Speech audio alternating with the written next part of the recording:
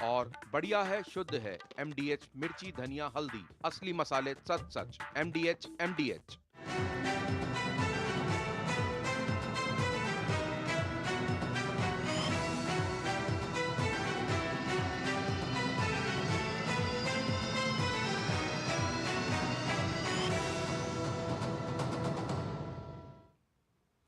नमस्कार, news night में आप सभी का स्वागत है। मैं हूं आपके साथ आरेंद्र। झारखंड और महाराष्ट्र में विधानसभा चुनाव का प्रचार लगातार जोर शोर से जारी है। प्रधानमंत्री नरेंद्र मोदी आज झारखंड में प्रचार करने पहुंचे तो उन्होंने 2 रैलियां की और एक रोड शो से प्रचार को धार दी। पीएम मोदी ने जेएमएम कांग्रेस सरकार को जमकर घेरा। क्या रहे झारखंड में आज के बड़े चुनावी मुद्दे, करेंगे विस्तार से चर्चा। दिखाएंगे खबर महाराष्ट्र में आज दोनों बड़े गठबंधनों की तरफ से लगी वायदों की क्या झड़ी है। इसके अलावा भी होंगी देश दुनिया की हर जरूरी और महत्वपूर्ण खबर। शुरुआत हेडलाइंस के साथ। झारखंड विधानसभा चुनाव के लिए प्रचार अभियान तेज। पीएम मोदी ने रांची में किया मेगा रोड शो, उमड़ा जनसैलाब।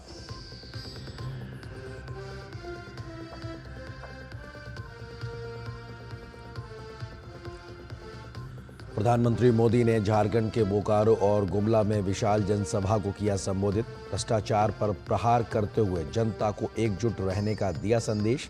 एक हैं तो सेफ है का नारा किया बुलंद।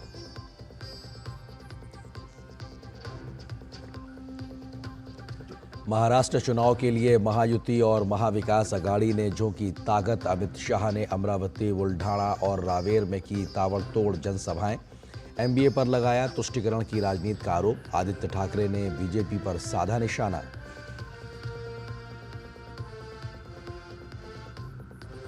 महाराष्ट्र के लिए बीजेपी का संकल्प पत्र। महिला, युवा, किसान समेत हर वर्ग का रखा विशेष ख्याल। महाविकास अघाड़ी ने भी जारी किया अपना घोषणा पत्र, महाराष्ट्रनामा।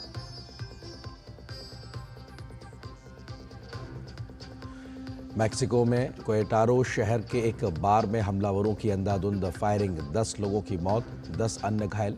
जांच में जुटी है पुलिस।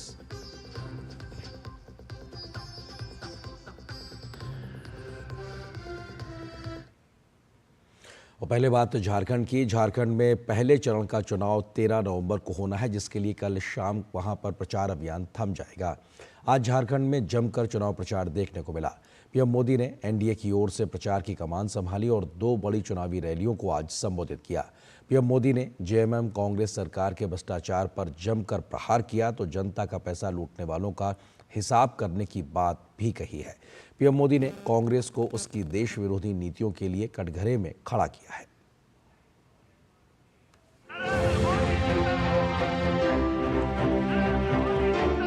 प्रधानमंत्री नरेंद्र मोदी रविवार को झारखंड पहुंचे तो इंडी गठबंधन पर जमकर बरसे। प्रधानमंत्री नरेंद्र मोदी ने पहली सभा बोकारो में की तो राज्य की जेएमएम सरकार के भ्रष्टाचार को जनता के सामने रखा। उन्होंने जेएमएम और कांग्रेस पर झारखंड को लूटने का आरोप लगाया और कहा कि जेएमएम और कांग्रेस के नेताओं के घरों से नोटों के पहाड़ मिल रहे हैं, जबकि राज्य की जनता अपने मूलभूत हक के लिए तरस रही है। जेएमएम सरकार में पिछले 5 साल में हुआ क्या भाई? आपके हक की ये सुविधाएं जेएमएम कांग्रेस के लोगों ने लूट ली। लूट, नोटों के पहाड़ निकल रहे हैं। इतने नोट निकल रहे हैं कि गिनते गिनते मशीनें भी थक जाती है। मैं आपको वादा करता हूं, सरकार बनने के बाद इन भ्रष्टाचारियों को कड़ी से कड़ी सजा मिले, इसलिए अदालत में हम पूरी लड़ाई लड़ेंगे। प्रधानमंत्री नरेंद्र मोदी ने अपनी सरकार के द्वारा झारखंड के विकास के लिए किए गए विकास कार्यों का ब्यौरा जनता के सामने रखा और कहा कि केंद्र सरकार की योजनाओं में भी राज्य सरकार भ्रष्टाचार कर रही है। प्रधानमंत्री नरेंद्र मोदी ने बीजेपी की सरकारों द्वारा केंद्र से लेकर राज्यों में युवाओं, महिलाओं और किसानों और वंचितों के लिए भ्रष्टाचार मुक्त सरकार चलाने का ट्रैक रिकॉर्ड भी जनता के सामने रखा। इधर हमारे झारखंड के लोग एक खर्ची पर्ची जानते हैं क्या? हरियाणा में खर्ची पर्ची का मतलब ये होता है जब तक नोटों का बंडल नहीं देते, खर्ची नहीं करते, नौकरी नहीं मिलती। और पर्ची का मतलब है, जब तक कोई बड़ा नेता पर्ची लिख करके नहीं देता, आपकी दाल गलती नहीं है। हमने एक खर्ची और पर्ची दोनों को दफना दिया है। हम झारखंड में भी यही करेंगे मेरे नौजवानों। प्रधानमंत्री नरेंद्र मोदी ने कांग्रेस पर आरोप लगाया कि वो एससी, एसटी और ओबीसी समाज को हमेशा बांटने का काम करती है। जब से देश के दलित, पिछड़े और आदिवासी समाज के लोग एकजुट हुए हैं तो कांग्रेस घबरा गई है। गुमला में रैली में प्रधानमंत्री नरेंद्र मोदी ने कहा कि झारखंड की रोटी, बेटी और माटी के सम्मान को बचाने और घुसपैठियों को राज्य में आने से रोकने के लिए भाजपा सरकार जरूरी है। झारखंड में घुसपैठ रोकने के लिए यहां भाजपा सरकार चाहिए। झारखंड की पहचान को बचाने के लिए यहां भाजपा सरकार चाहिए। नौजवानों को नौकरी मिले, महिलाओं को सुरक्षा मिले, आदिवासी, ओबीसी और दलितों की पहली पसंद भाजपा है, एनडीए है। प्रधानमंत्री नरेंद्र मोदी ने भाजपा की सरकारों द्वारा जनजातीय समाज के नायकों के सम्मान में किए गए कामों को गिनाया तो महिलाओं के लिए सामाजिक योजना के आंकड़ों को भी जनता के सामने रखा। गुमला से अजीत द्विवेदी और बोकारो से कुमार आलोक के साथ ब्यूरो रिपोर्ट, डीडी न्यूज। प्रधानमंत्री नरेंद्र मोदी ने झारखंड में बीजेपी के प्रचार को धार देते हुए रांची के ओटीसी मैदान से न्यू मार्केट चौक तक रोड शो किया। इस दौरान उनकी एक झलक पाने के लिए जन सैलाब उमड़ पड़ा। सड़क के साथ ही छतों पर भी बड़ी संख्या में लोग मौजूद रहे, जिन्होंने हाथ हिलाकर प्रधानमंत्री मोदी का अभिवादन किया। प्रधानमंत्री के साथ रोड शो में रांची से प्रत्याशी सीपी सिंह और हटिया के प्रत्याशी नवीन जायसवाल भी मौजूद रहे।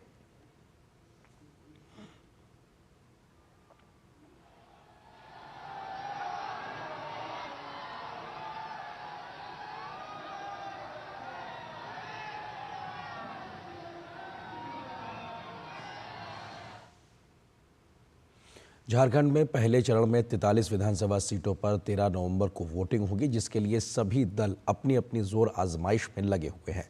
सभी दलों के स्टार प्रचारकों ने झारखंड में आज भी जमकर प्रचार किया तो जनता से अपने अपने लिए वोट मांगे। कैसा रहा आज का प्रचार, तमाम दलों की नजर से देखिए इस रिपोर्ट में। झारखंड विधानसभा के लिए चुनाव प्रचार जोरों पर है। सभी दलों ने प्रचार में अपने स्टार प्रचारकों को मैदान में उतार दिया है। असम के मुख्यमंत्री और झारखंड भाजपा के सह प्रभारी हिमंत बिस्वा शर्मा ने झारखंड के मुख्यमंत्री हेमंत सोरेन पर भ्रष्टाचार को लेकर निशाना साधा, तो वहीं भाजपा नेता गौरव वल्लभ ने कहा कि मुख्यमंत्री ने खुद स्वीकार कर लिया है कि उनकी सरकार जा रही है। देखिए, मैं सरकार बदलने के लिए प्रयास कर रहा हूं, ये तो सच बात है, लेकिन ठेका जैसा वर्ड, सुपारी जैसा सबको प्रयोग ना करते हुए बोले कि यह सरकार परिवर्तन के लिए यहाँ काम कर रहा है। हेमंत सोरेन साहब ने मान लिया कि उनकी सरकार जा रही है। बहुत बहुत धन्यवाद। आपने चुनाव पूर्व ही अपनी हार मान ली और आपने ये मान लिया कि उनकी सरकार अपदस्थ हो रही है। मैं ये कहना चाहता हूँ हेमंत सोरेन साहब कि झारखंड के लोगों ने सुपारी छोड़ दीजिए, पूरा पान खा लिया आपको अपदस्थ करने के लिए। राजद सुप्रीमो लालू प्रसाद यादव ने कोडरमा में मरकच्चो प्रखंड के गुराहा मैदान में चुनावी जनसभा को संबोधित किया। राजद प्रत्याशी सुभाष यादव के समर्थन में चुनावी जनसभा को संबोधित करते हुए लालू प्रसाद ने भाजपा पर निशाना साधा। सारे देश और दुनिया भर में इंडिया गठबंधन को सब लोग याद करते हैं और सब लोग इंडिया गठबंधन में करते थे। झारखंड में मुख्य मुकाबला सत्तारूढ़ जेएमएम के नेतृत्व वाली इंडी गठबंधन और भाजपा के नेतृत्व वाले एनडीए के बीच है। विधानसभा की 81 सीटों के लिए 2 चरणों में मतदान 13 और 20 नवंबर को होना है, तो वहीं परिणाम 23 नवंबर को आएंगे। Bureau report, DD news. और झारखंड के सियासत को लेकर हम करेंगे चर्चा। इसी से जुड़ा है हमारा विशेष भी पीएम की झारखंड में हुंकार, एक रहेंगे सेफ रहेंगे, क्योंकि प्रधानमंत्री लगातार इस नारे को चुनावी तौर पे अपनी रैलियों में रखते हैं कि एक रहेंगे सेफ रहेंगे। इस विषय पे बात करने के लिए हमारे साथ मौजूद हैं बीजेपी के प्रवक्ता धनंजय गिरि जी, इसके अलावा जेएमएम के प्रवक्ता डॉक्टर तनुज खत्री और झारखंड के वरिष्ठ पत्रकार विनय कुमार जी। आप तीनों का बहुत बहुत स्वागत है हमारे साथ जुड़ने के लिए। और अपने आप में ये बेहद महत्वपूर्ण, क्योंकि पहले चरण की जो वोटिंग है वो उसके लिए कल एक तरीके से प्रचार थम जाएगा और ये बेहद महत्वपूर्ण दौर है और अपने आप में प्रचार को धार लगातार दी जा रही है। डॉक्टर खत्री, आपसे शुरुआत करते हैं, क्योंकि बीजेपी की ओर से प्रधानमंत्री ने आज मोर्चा संभाला और सीधे तौर पर उनके निशाने पर जेएमएम की सरकार रही है। आपके सरकार के ऊपर भ्रष्टाचार के आरोप लगातार, उसको लेकर उन्होंने कटघरे में खड़ा किया है प्रधानमंत्री ने आपको। देखिए, जब जब चुनाव होते हैं तब तब प्रधानमंत्री नरेंद्र मोदी जी झारखंड आते हैं। इसी की कड़ी में आज उनका एक रोड शो भी था, लेकिन वो झारखंड के मुद्दों पर चर्चा नहीं करते।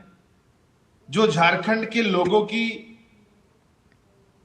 मांग रही है उस पर वो बात नहीं करते हैं। जो यहाँ के आदिवासियों की मांग रही है, चाहे वो आदिवासी सरना धर्म कोड हो, चाहे वो एसटी एससी ओबीसी आरक्षण में जो राज्य सरकार ने विधानसभा से बढ़ोतरी करके पारित करने का काम किया हो, इन तमाम विषयों पर वो नहीं बोलते हैं।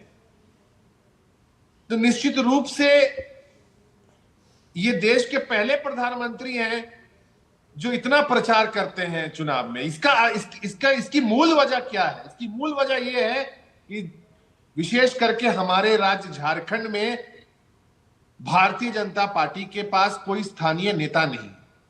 और इसका उदाहरण यह है कि वो दो प्रभारी जो झारखंड भाजपा में काम कर रहे हैं, वो फ्रंट फुट पर काम कर रहे हैं बीजेपी के लिए। उनका कोई मुख्यमंत्री का चेहरा नहीं है जी।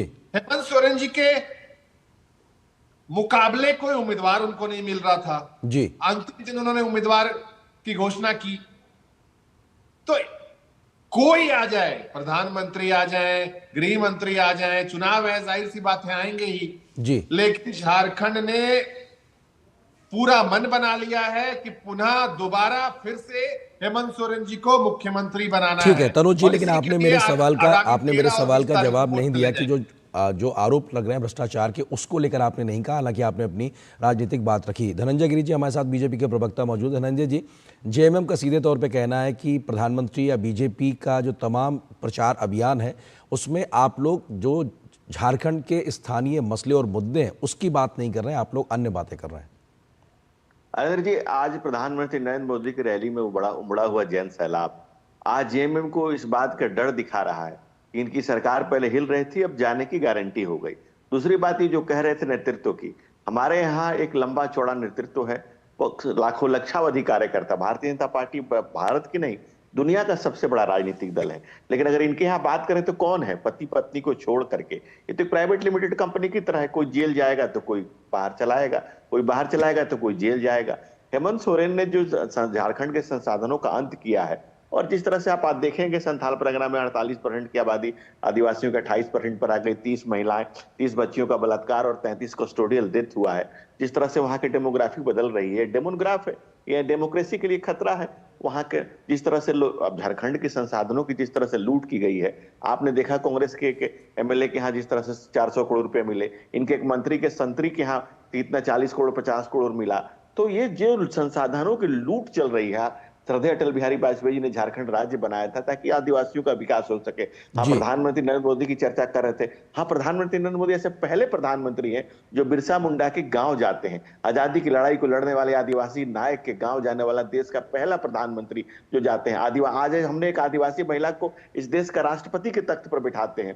तो भारतीय जनता पार्टी समाज के अंतिम पायदान पर खड़े हुए लोगों की जिस तरह से चिंता करती है, गुर्बत की गोद से निकलकर शोहरत का सफर तय करने वाले नेशन की नैया के खवैया नरेंद्र मोदी के प्रति जो लोगों के बीच एक आकर्षण है, उनको देखने के प्रति जो जिजीविषा है लोगों में, जो उत्साह है, जो उमंग है, जो उड़ता हुआ जैन सैलाब है, वो इस बात की तस्दीक कर रहा है। ठीक है सर, क्योंकि ये लोगों से वहां जनता कितनी आक्रांत है। ठीक है, जनता कितनी आक्रांत है इसका 23 तारीख को फैसला भी हो जाएगा। विनय जी, आपको लगता है कि एक रहेंगे सेफ रहेंगे, ये प्रधानमंत्री लगातार इस बात का जिक्र कर रहे हैं, आपको लगता है कि ये अपने आप में इस मौजूदा चुनाव को लेकर एक अपने आप में एक लाइन तय करने के लिहाज से एक बड़ा एक मैसेज है जो सीधे तौर पर प्रधानमंत्री के द्वारा दिया जा रहा है?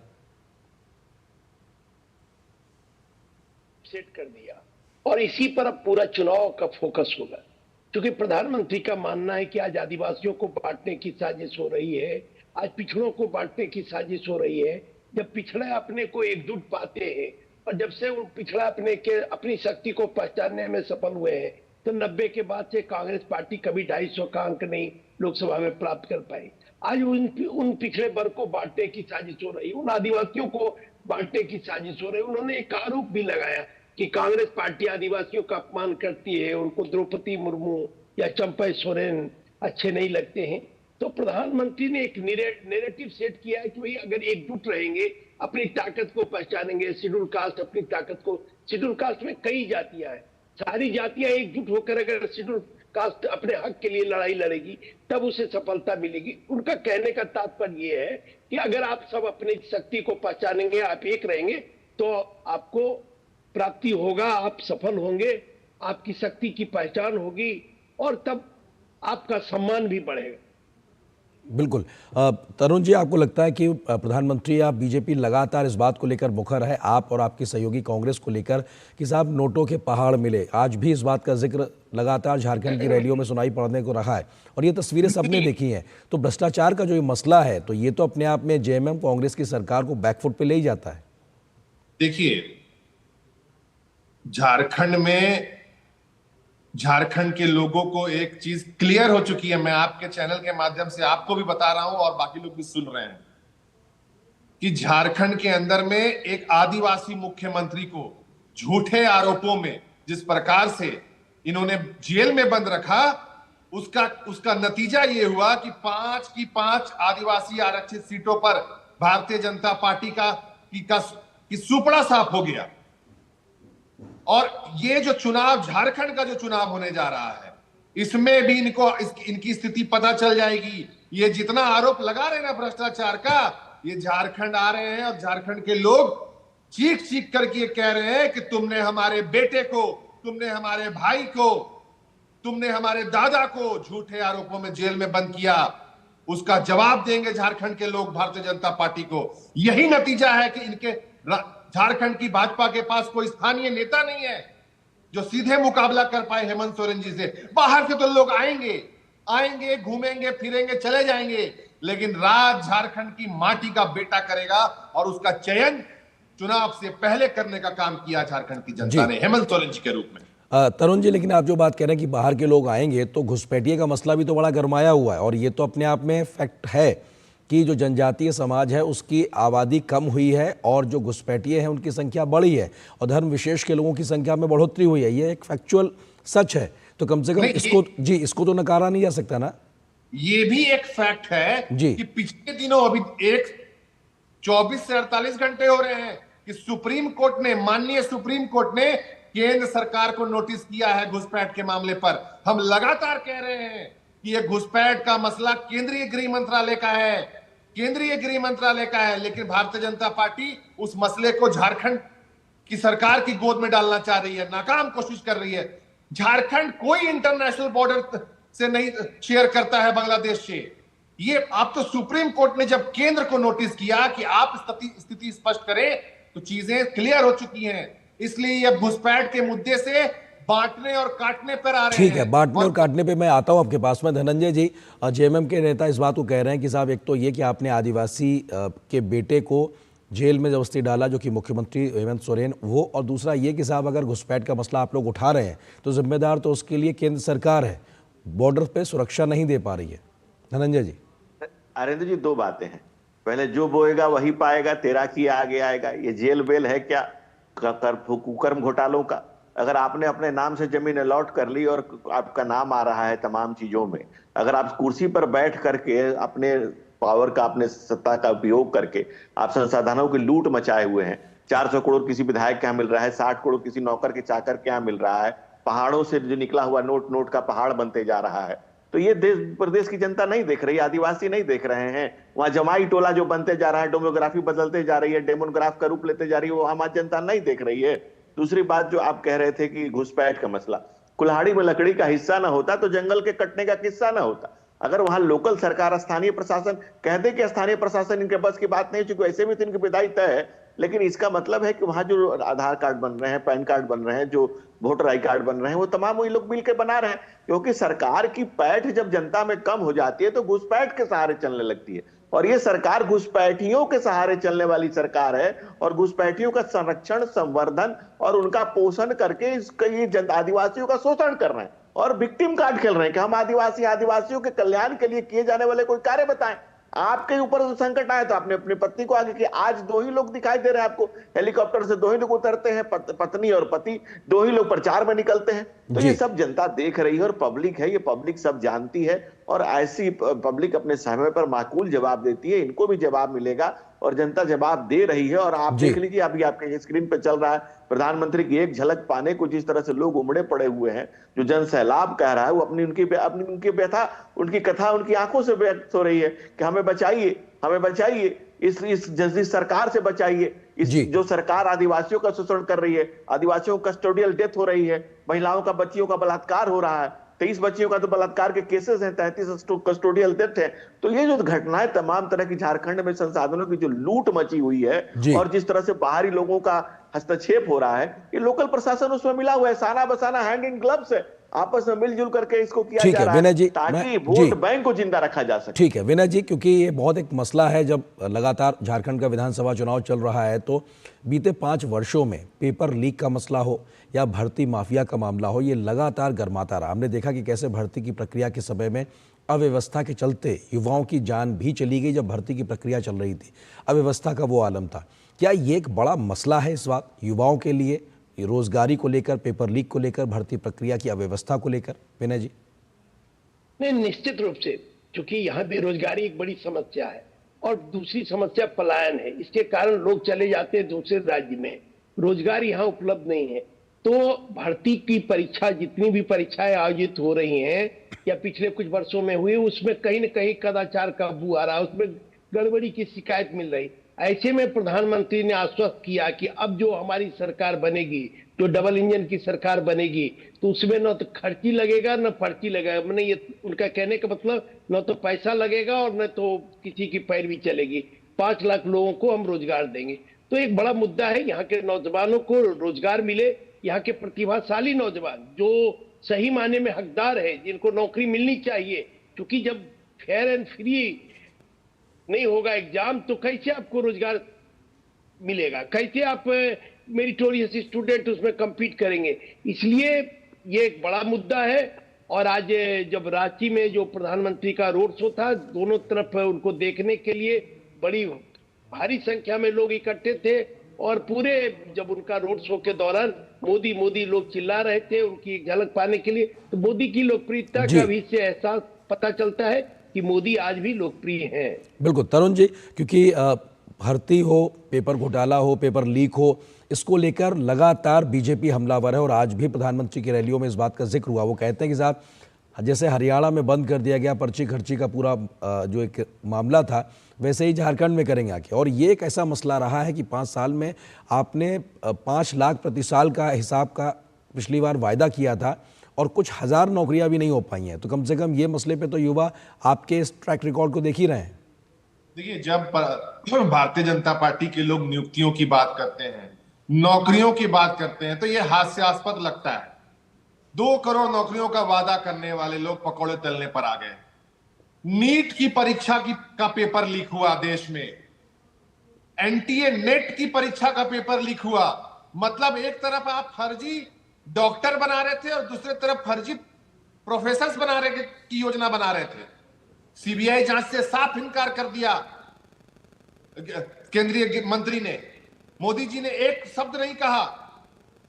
गुजरात में पेपर लीक हुआ, उत्तर प्रदेश में पेपर लीक हुआ, लेकिन कोई जवाब नहीं आता है भारतीय जनता पार्टी का। हमारे यहां अगर शिकायत मिली तो then and there exam cancel किया गया, इंटरनेट को बंद किया गया ताकि ये लोग अफवाह ना फैला पाए, पेपर लीक ना कर पाए। हमने कठोर कानून बनाया पेपर लीक का, और उसको विरोध करने झारखंड की भाजपा राजभवन पहुंच गई। तनुज जी मेरा सवाल ये था कि जब पिछले विधानसभा चुनाव में तनुज जी सवाल सुन लीजिए, तनुज जी सवाल सुन लीजिए। सवाल ये था कि जब पिछले विधानसभा चुनाव के समय आप लोग अपने वायदे लेकर आए तो प्रतिवर्ष 5 लाख रोजगार देने का वायदा जेएमएम ने किया था, वो नहीं दिखाई पड़ रहा जमीन पे। कुछ हजार नौकरी भी नहीं सरकारी काम नहीं हुआ। नियुक्तियों को कोर्ट में ले जाने का काम इन भाजपाइयों ने किया। अरे जरा 2 करोड़ नौकरियों पर भी सवाल ले लीजिए, 10 साल में कितने नौकरियां हो जाएंगी? ठीक है, धनंजय गिरि जी वो ये कह रहे हैं कि आप लोगों ने अपने नौकरी के वायदे पूरे नहीं किए, इसलिए वो भी क्यों करें, आप खुद करिए, तब उनसे सवाल पूछिए, आपके पास हक नहीं है सवाल पूछने का। अरिंदर जी ने अच्छी बात यह है कि उन्होंने मान लिया कि ये सरकार किसी काम की नहीं है, निकम्मी है, इसने अपना कोई काम नहीं किया।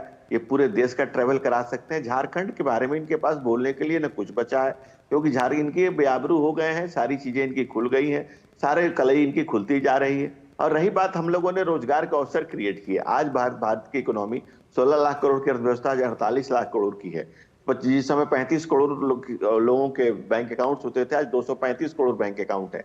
आज जिस तरह से बढ़ती हुई अर्थव्यवस्था है, 12 करोड़ किसान सम्मान निधि, 12 करोड़ लोगों को इज्जत घर बना के दिया गया, और जिस ढंग से देश का विकास हो रहा है, उन्नयन हो रहा है, एक नए क्षितिज पे भारत जा रहा है, तो ये लगातार डेवलपमेंट ऊंचे कुलांचे भरता हुआ आज देश है। आज देश नित निरंतर आगे बढ़ती हुई एक अर्थव्यवस्था है। दुनिया में हम 10वीं अर्थव्यवस्था से 5वीं पर लाए हैं, 3री पर ले जाने का हमारा लक्ष्य है। वर्ल्ड में शीर्षस्थ बनाए, इंडिया को डेवलप कैसे करें, इसकी रोज हम प्रधानमंत्री से आप तमाम चीजों पे सुनते होंगे। दुनिया के जितने बड़े विचारक हुए, मार्क्स हुए, मिल्सी हुए, मैकफरस हुए, प्रोफेसर लास्की हुए, भारत में बाबा साहब डॉक्टर भीमराव अम्बेडकर, ज्योतिबा फूले, या जो भी कुछ भी हुआ, प्रधानमंत्री ने उसका सार तत्व दिया कि सबका साथ, सबका विकास, सबका विश्वास, सबका प्रयास। लेकिन यहाँ तो सिर्फ परिवार की बात है। एक परिवार पति पत्नी को मिलकर के पूरे झारखंड को नोच खसोट लगी हुई है, और इनके चंद कारिंदों के द्वारा जो किया जा रहा है उसको झारखंड के आम आदिवासी, आम जनमानस देख रहा है, और उसका माकूल जवाब दे रहा है। इनकी झुंझलाहट, इनकी बौखलाहट यही बता रही है, कहने के लिए इनके पास कुछ नहीं है। ठीक बात है कि 13 तारीख और 20 तारीख को जनता झारखंड की तय करेगी कि आखिर किसके हिस्से 23 तारीख को जनता कमान सौंपती है झारखंड की। फिलहाल वक्त इतना है।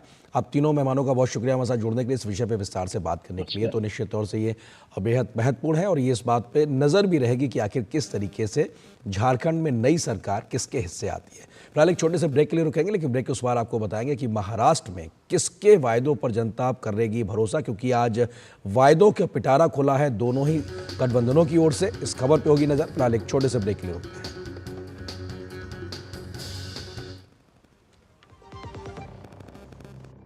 आपके घर के खाने में रेस्टोरेंट जैसा स्वाद ले आए MDH का शाही पनीर मसाला। पनीर को क्या मस्त बना डाला।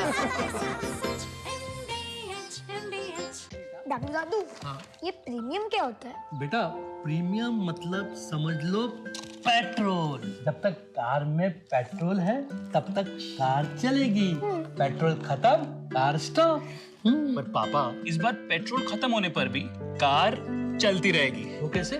LIC के जीवन लाभ में प्रीमियम पेमेंट हो जाए स्टॉप, पर पॉलिसी के फायदे चलते रहते हैं। मतलब अब लाइफ की गाड़ी चलेगी नॉन स्टॉप। LIC हर पल आपके साथ।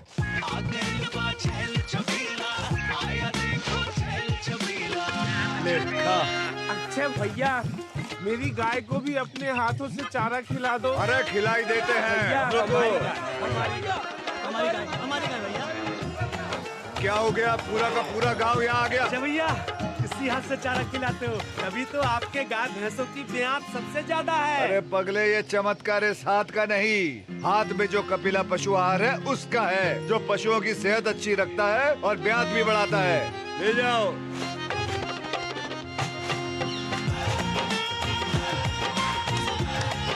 कपिला, देश का नंबर 1 पशु आहार। मेरी पसंद, मेरी पसंद, मेरी पसंद, मेरी पसंद, हमारी पसंद, हम सबकी पसंद। मजबूत देश का मजबूत सरिया हो गया स्टील।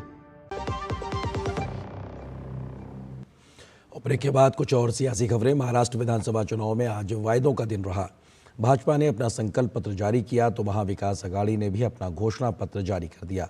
भाजपा ने अपने 25 सूत्रीय संकल्प पत्र में किसानों, महिलाओं और युवाओं पर खासा फोकस किया है, तो महाविकास अघाड़ी ने भी महिलाओं, किसानों और युवाओं के लिए कई प्रकार के वायदे किए हैं। महाराष्ट्र विधानसभा चुनाव के लिए भारतीय जनता पार्टी ने संकल्प पत्र जारी कर दिया है। भाजपा ने अपने 25 सूत्रीय संकल्प पत्र में किसानों, महिलाओं और युवाओं पर खासा फोकस किया है। पार्टी ने अपने संकल्प पत्र में लाड़की बहन योजना के तहत महिलाओं को हर माह 2100 रुपए देने, 25,000 महिलाओं को पुलिस बल में शामिल करने, किसानों की कर्ज माफी, 10 लाख विद्यार्थियों को प्रति माह 10,000 रुपए का स्टाइपेंड, जबरन और धोखाधड़ी से धर्मांतरण कराने के खिलाफ सख्त कानून, वृद्धा पेंशन योजना के अंतर्गत 2100 रुपए देने और महाराष्ट्र में 25 लाख लोगों को रोजगार देने, हर गरीब को भोजन और आश्रय, आंगनवाड़ी और आशा सेवकों को प्रति माह 15,000 रुपए का वेतन और बीमा, वर्ष 2027 तक महाराष्ट्र में 50 लाख लखपति दीदी तैयार करने, सरकार बनने के 100 दिन के अंदर विजन महाराष्ट्र 2029 पेश करने, कम आय वाले परिवारों को हर माह मुफ्त राशन समेत कई और लाभकारी योजनाएं लागू करने की बात कही है। इसके अलावा 2028 तक महाराष्ट्र की अर्थव्यवस्था को 1 ट्रिलियन की अर्थव्यवस्था बनाने का लक्ष्य रखा है। वरिष्ठ भाजपा नेता अमित शाह ने संकल्प पत्र को जारी करते हुए कहा कि भाजपा का घोषणा पत्र लोगों की उम्मीदों का संकल्प है। हमारा संकल्प पत्र पत्थर पर खींची लकीर है। इस संकल्प पत्र महाराष्ट्र के हर वर्ग के, हर भौगोलिक क्षेत्र के और हर आयु वर्ग के, सामाजिक वर्ग के और आयु वर्ग के लोगों से सुझाव प्राप्त कर बनाया गया है। ये एक प्रकार से समग्र महाराष्ट्र की जनता की आकांक्षाओं का प्रतिघोष है। देवेंद्र फडणवीस ने भाजपा के संकल्प पत्र को भारत और महाराष्ट्र के विकास का रोडमैप बताते हुए कहा कि भाजपा जो कहती है उसको पूरा भी करती है। वहीं महाविकास अघाड़ी का घोषणा पत्र भी जारी कर दिया गया। एमवी ने इसे महाराष्ट्र नामा का नाम दिया है। इस मौके पर कांग्रेस अध्यक्ष मल्लिकार्जुन खड़गे समेत महागठबंधन के अन्य नेता मौजूद रहे। इसमें महिलाओं को मुफ्त सेवा, किसानों को 3 लाख का ऋण माफ, बेरोजगार युवाओं को 4,000 रुपए का मासिक स्टाइपेंड, राज्य छात्रवृत्ति योजना का विस्तार, स्वास्थ्य बीमा पॉलिसी के तहत परिवार को 25 लाख तक का इंश्योरेंस कवर, साथ ही किसानों को 3 लाख रुपए तक का कर्ज माफ करने और महाराष्ट्र में जातीय जनगणना करवाने का वादा किया। महाराष्ट्र के प्रगति और विकास के लिए हमारा विजन 5 मुख्य पिलर्स है। महाराष्ट्र की तरक्की और खुशहाली के लिए हम अपना मैनिफेस्टो महाराष्ट्रनामा आपके समक्ष रखते हैं। महाराष्ट्र में कुल 288 विधानसभा सीटों पर महायुति और एमवीए की सीधी लड़ाई है। दोनों गठबंधन में किसके वादों पर महाराष्ट्र की जनता भरोसा करती है, ये तो चुनाव परिणाम के बाद ही पता चल पाएगा। शिशिर सेलार और श्यामा मिश्रा के साथ bureau report, DD news. Maharashtra की 288 विधानसभा सीटों के लिए होने वाले विधानसभा चुनाव के लिए प्रचार अपने चरम पर है। महायुति और महाविकास अघाड़ी की पार्टियां जमकर प्रचार कर रही हैं। बीजेपी की ओर से अमित शाह, देवेंद्र फडणवीस समेत तमाम दिग्गजों ने प्रचार किया, तो कांग्रेस अध्यक्ष मल्लिकार्जुन खड़गे भी प्रचार करने उतरे। महाराष्ट्र में कैसा रहा आज का सियासी समर, देखिए इस रिपोर्ट में। महाराष्ट्र विधानसभा चुनाव के प्रचार के लिए महायुति और महाविकास अघाड़ी के नेताओं ने पूरी ताकत झोंक दी है। इसी कड़ी में भाजपा के वरिष्ठ नेता अमित शाह ने अमरावती, बुल्ढाना और रावेर में चुनावी जनसभा को संबोधित किया। अमित शाह ने महाविकास अघाड़ी पर निशाना साधते हुए कहा कि ये लोग चुनाव में बहुत सारी गारंटी देते हैं, लेकिन उसको पूरा नहीं करते। उन्होंने कर्नाटक, हिमाचल प्रदेश और तेलंगाना को इसका उदाहरण बताया। उन्होंने कहा कि महाविकास अघाड़ी की गारंटी झूठ, भ्रष्टाचार और तुष्टीकरण की गारंटी है। अघाड़ी के सारे वादे सिर्फ वोट प्राप्त करने के लिए होते हैं और नरेंद्र मोदी जी का वादा पत्थर पर लकीर होता है, वो पूरा होता है। शिवसेना उद्धव गुट के नेता आदित्य ठाकरे ने भाजपा पर निशाना साधते हुए भ्रष्टाचार के आरोप लगाए। आदित्य ने कहा कि महाराष्ट्र की इंडस्ट्री को भाजपा ने मुंबई से हटाकर गुजरात भेज दिया है, जिसकी वजह से महाराष्ट्र से 5 लाख नौकरियां खत्म हो गई हैं। पहले महाराष्ट्र के जो मुद्दे हैं, महंगाई हो, बेरोजगारी हो, उस पर बात करें ना। बीजेपी कभी चांद की कुछ बात करेगी, कभी मंगल की कुछ बात करेगी, ठीक है, ये सब तो करिए, लेकिन महाराष्ट्र की बात कीजिए। इस बीच महाराष्ट्र नवनिर्माण सेना ने मुंबादेवी विधानसभा सीट से महायुति के उम्मीदवार शायना एनसी को अपना समर्थन दे दिया है। कुमारवाड़ा के राम मंदिर हॉल में मनसे कार्यकर्ताओं का एक सम्मेलन हुआ, जिसमें सभी कार्यकर्ताओं ने मुंबा देवी विधानसभा में महायुति को समर्थन देने का फैसला किया। साइना एनसी ने मनसे अध्यक्ष राज ठाकरे और सभी पदाधिकारियों व कार्यकर्ताओं का धन्यवाद दिया है। Bureau report, DD news. आगे आपको दिखाएंगे खबर कि कैसे कबाड़ से हुई है करोड़ों रुपए की कमाई, क्योंकि कबाड़ से कैसे कमाई हो रही है ये अपने आप में सरकार का लगातार अभियान है। इस खबर पे होगी नजर। फिलहाल एक छोटे से ब्रेक के लिए रुकते हैं।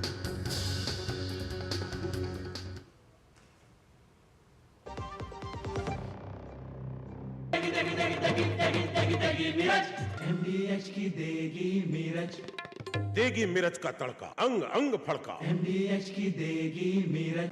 जब धरती चीर कर निकलता है लोहे का पत्थर और मिलता है मोंगिया के जोश से, फिर तपता है, पिघलता है और बनता है फौलाद। अब होता है सरिया सारी खूबियों के साथ। मोंगिया स्टील, मजबूत देश का मजबूत सरिया। दीदी नौकरी लग गई। अरे वाह, बधाई हो। तो अब तो ढेर सारी शॉपिंग। हाँ दी, नया मोबाइल। अरे रुको शहजादे, सैलरी से पहले खर्चे। इंस्टेंट लोन भी तो मिलता है। पहले बजट बनाना सीखो, फिर खर्च करो। पर दी, देखो, कमाई का एक हिस्सा हमेशा बचाना चाहिए, लेकिन पार्टी देने से नहीं बचोगे तुम। हाँ दी, पार्टी मेरी, बजट तुम्हारा। अच्छा। RBI कहता है, सही वित्तीय बर्ताव करे आपका बचाव। MDH का किचन किंग किचन में हो तो हम सब कुछ बना सकते हैं। बैंगन का भरता, आलू गोभी, भिंडी मसाला और भी बहुत कुछ। MDH।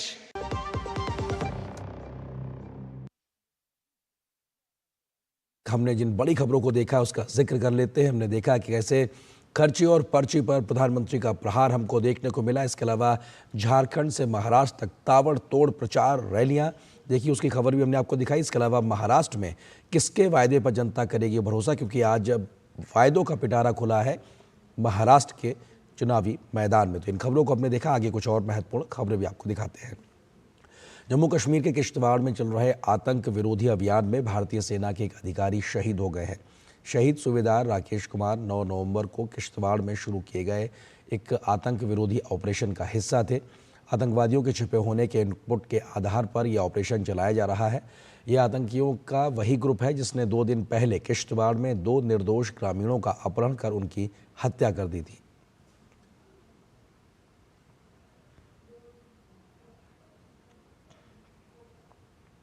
तमिल फिल्म उद्योग के जाने माने अभिनेता थिरुदिल्ली गणेश का 80 वर्ष की आयु में चेन्नई में निधन हो गया। लंबी बीमारी के बाद उन्होंने अपने घर पर अंतिम सांस ली। अभिनेता के निधन पर प्रधानमंत्री ने शोक जताया है।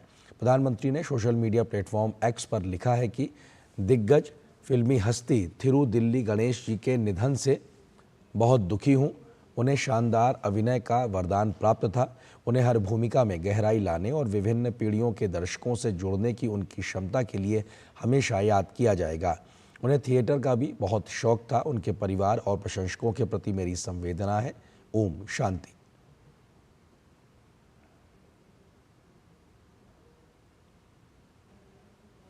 प्रधानमंत्री नरेंद्र मोदी 11 नवंबर को गुजरात के वड़ताल में श्री स्वामी नारायण मंदिर की 200वीं वर्षगांठ समारोह में भाग लेंगे। प्रधानमंत्री सुबह करीब 11:15 बजे वीडियो कॉन्फ्रेंसिंग के माध्यम से इस कार्यक्रम में शामिल होंगे। इस अवसर पर वे वहां लोगों को संबोधित भी करेंगे।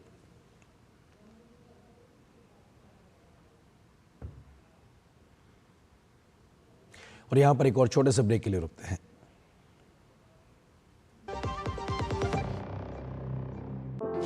अनुभव कीजिए शुद्ध MDH बादाम रोगन का प्यार। सेहत बनके रग-रग में दौड़े।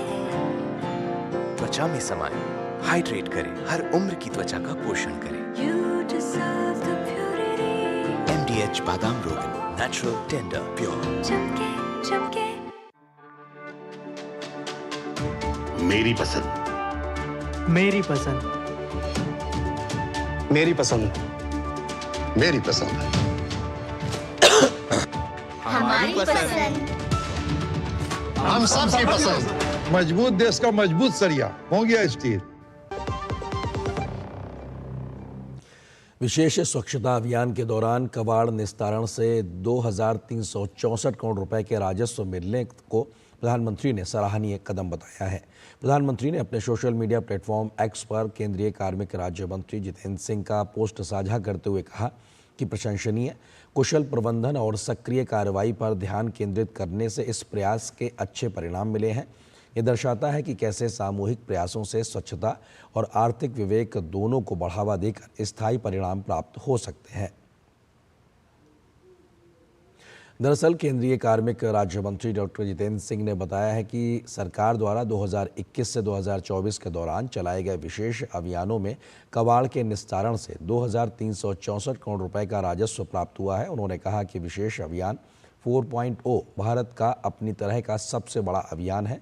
स्वच्छता को संस्थागत बनाने और सरकारी कार्यालयों में लंबित मामलों को कम करने के लिए भारत का सबसे बड़ा अभियान है और इसमें कई बेहतरीन अभ्यास एवं उपलब्धियां देखने को मिली हैं। केंद्रीय मंत्री ने कहा कि विशेष अभियान के तहत 5.97 लाख से अधिक स्थलों पर स्वच्छता अभियान चलाए गए और इसके परिणाम स्वरूप प्रभावी कार्यालय उपयोग के लिए 190 लाख वर्ग फुट जगह खाली हुई। इसके साथ ही डॉक्टर जितेंद्र सिंह ने विशेष अभियान 4.0 के तहत केंद्रीय सचिवालय में लंबित मामलों में आई कमी की सराहना की, जिसमें अधिकांश मंत्रालयों और विभागों ने 90 से 100% तक लक्ष्य हासिल किए हैं। उन्होंने सभी अधिकारियों से पूरे वर्ष विशेष अभियान 4.0 को गति को जारी रखने और इसे जीवन का तरीका बनाने का आह्वान किया।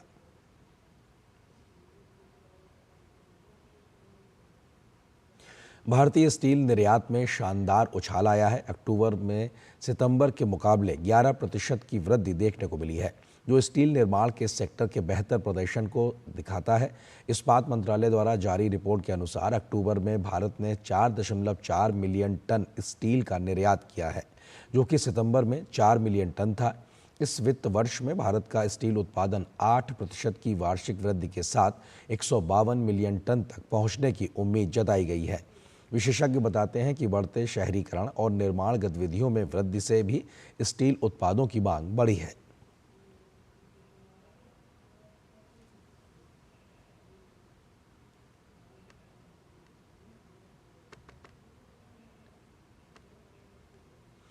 देश में इलेक्ट्रिक व्हीकल को बढ़ावा देने के लिए सरकार की नीतियां सफल साबित हो रही हैं।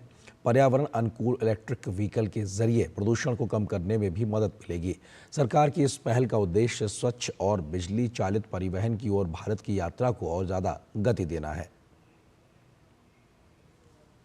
देश में इलेक्ट्रिक वाहनों की बिक्री बढ़ाने और इसे अपनाने को प्रोत्साहन देने के लिए सरकार की तरफ से लगातार प्रयास किया जा रहा है, जिस वजह से बीते कुछ महीनों के दौरान इलेक्ट्रिक वाहनों की बिक्री में जबरदस्त उछाल देखने को मिला है।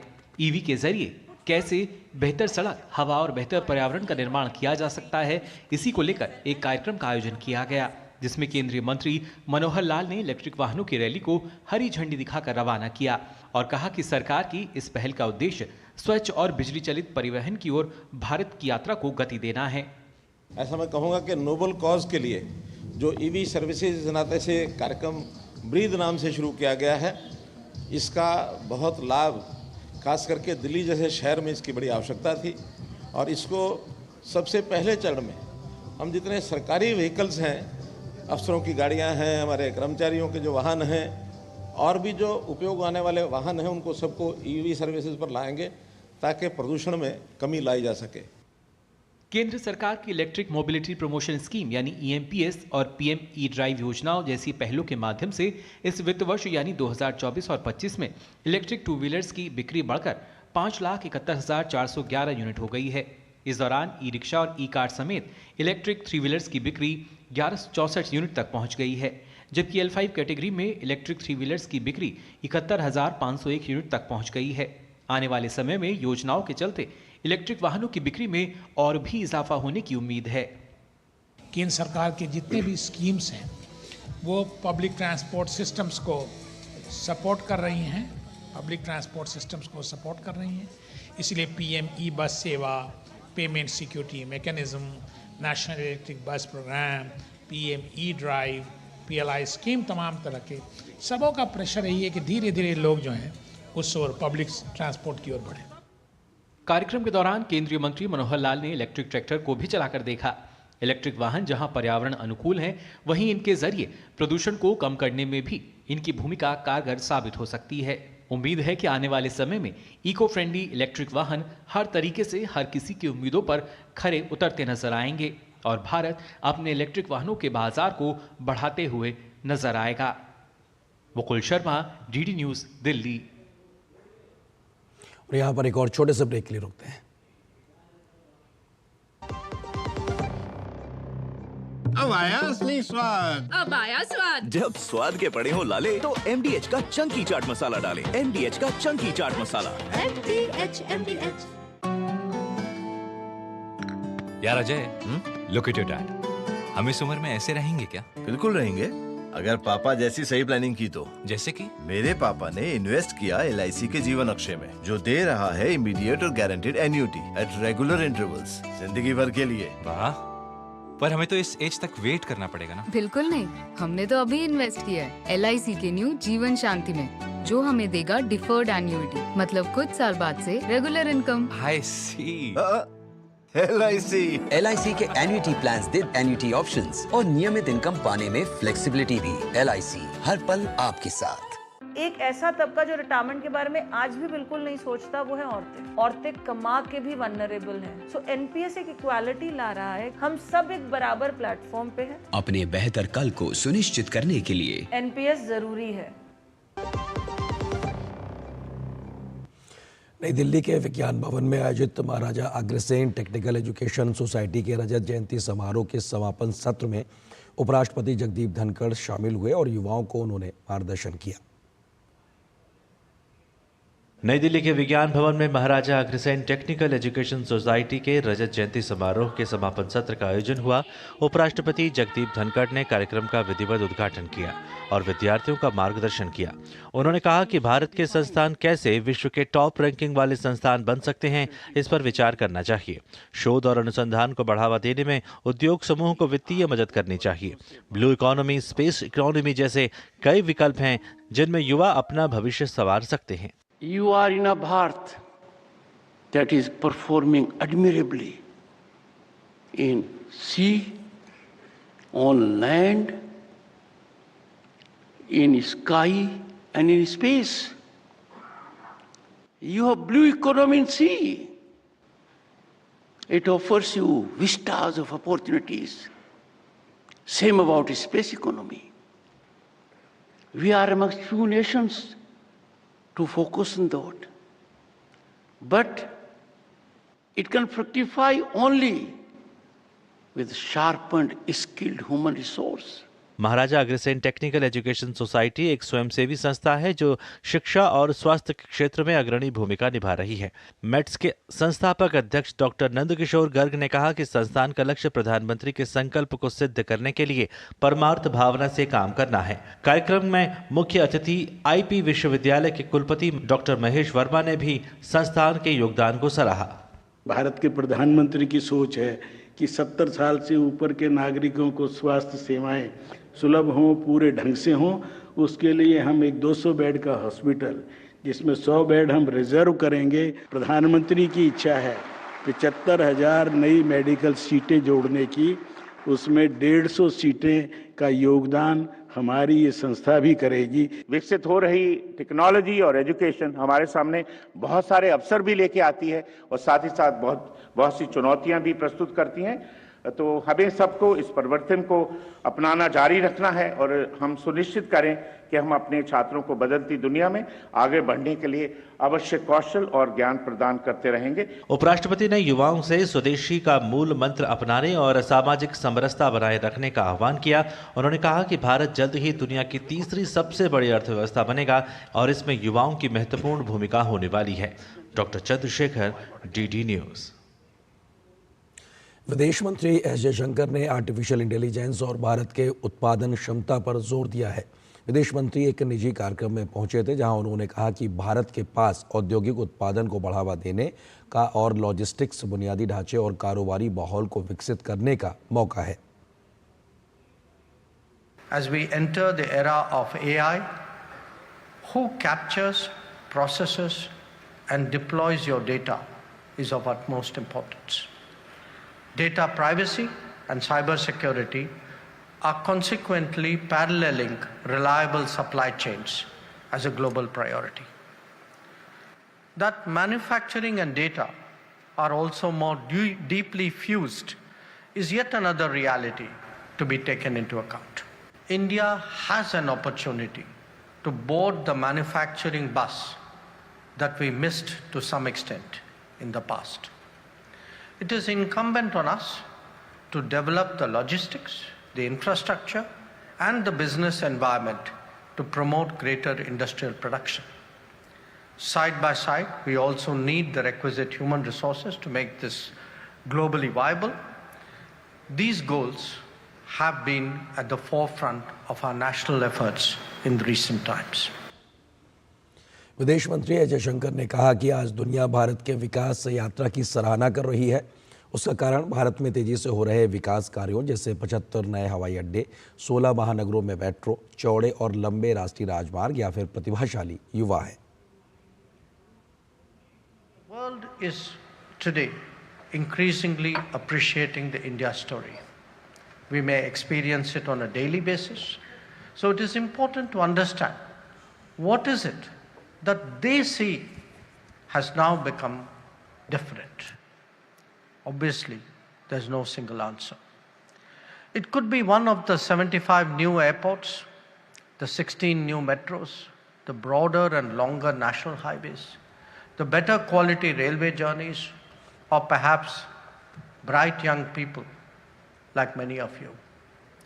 At a policy level, perhaps it is making it easier to do business, easing the living of common citizens, and de-bureaucratizing our society. Or for that matter, strengthening civic awareness and improving our human resources development. Rajasthan के अजमेर ज़िले के पुष्कर में चल रहे अंतर्राष्ट्रीय पशु मेले की रौनक लगातार बढ़ती जा रही है। मेले के दूसरे दिन विभिन्न खेल प्रतियोगिताएं और सांस्कृतिक कार्यक्रम आयोजित हुए, जिसमें लंगड़ी टांग प्रतियोगिता, सतोलिया, ऊंट नृत्य प्रतियोगिता और ऊंट श्रृंगार प्रतियोगिता शामिल थी। बेहद सुंदर तरीके से सजे ऊंटों को देखने के लिए मेला मैदान में हजारों की संख्या में लोग मौजूद रहे। मेले का विदेशी सैलानियों ने जमकर आनंद लेने और ऊंटों की तस्वीर अपने कैमरे में कैद करते हुए दिखाई पड़े।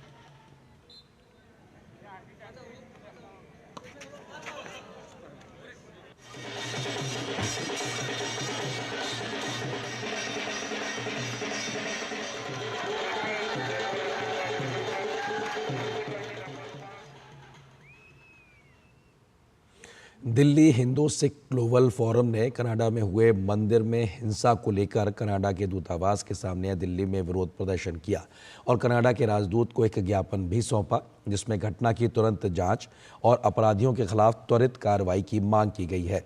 विरोध प्रदर्शन में 1200 से अधिक सिख समाज के लोग शामिल हुए, जिसमें 300 से अधिक महिलाएं भी शामिल रहीं। प्रदर्शनकारियों ने राजदूत को सौंपे ज्ञापन में कहा कि 4 नवंबर 2024 को कनाडा के एक मंदिर के पास हुई हिंसा की घटना की कड़ी निंदा करते हैं, जिसमें दुनिया भर में हिंदू और सिख समुदाय के बीच संकट और भय को पैदा कर दिया है।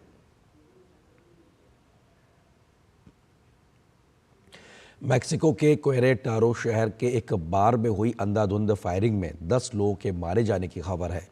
क्वेरेटारो के सार्वजनिक सुरक्षा सचिवालय के प्रमुख जुआन लुइस फेरुस्का ने सोशल मीडिया पर पोस्ट में कहा कि कम से कम 4 हमलावर एक पिकअप ट्रक में सवार होकर आए और बार के अंदर गोलीबारी शुरू कर दी। इस हमले में 10 लोगों के मारे जाने की खबर है और 10 अन्य लोग घायल बताए गए हैं। फेरुस्का ने बताया कि एक संदिग्ध को हिरासत में लिया गया है। घायलों को इलाज के लिए अस्पताल में भर्ती कराया गया है। पुलिस इस पूरे मामले की गहन जांच कर रही है।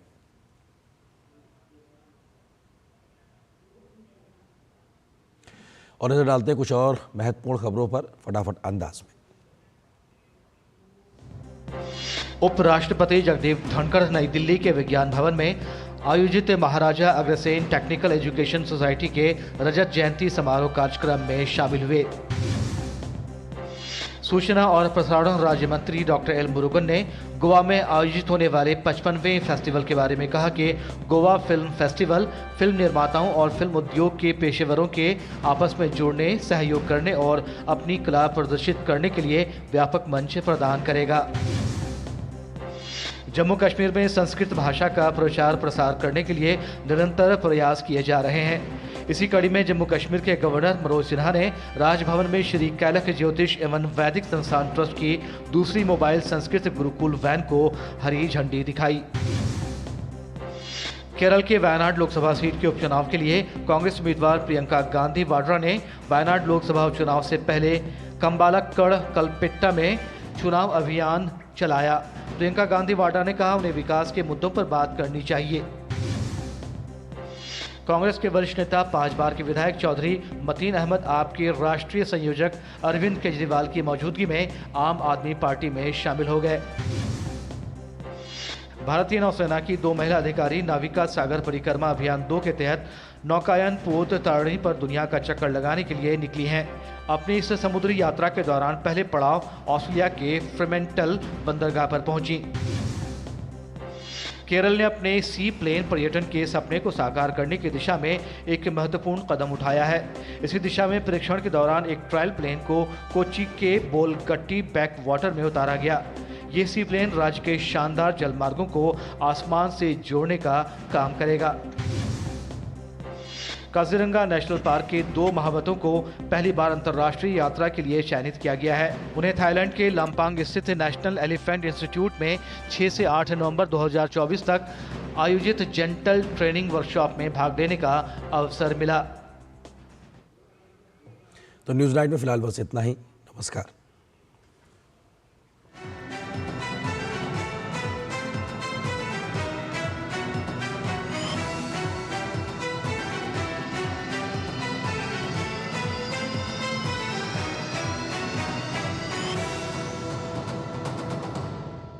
न्यूज नाइट के प्रायोजक थे LIC, जिंदगी के साथ भी जिंदगी के बाद भी, और बढ़िया है शुद्ध है MDH मिर्ची धनिया हल्दी, असली मसाले सच सच MDH।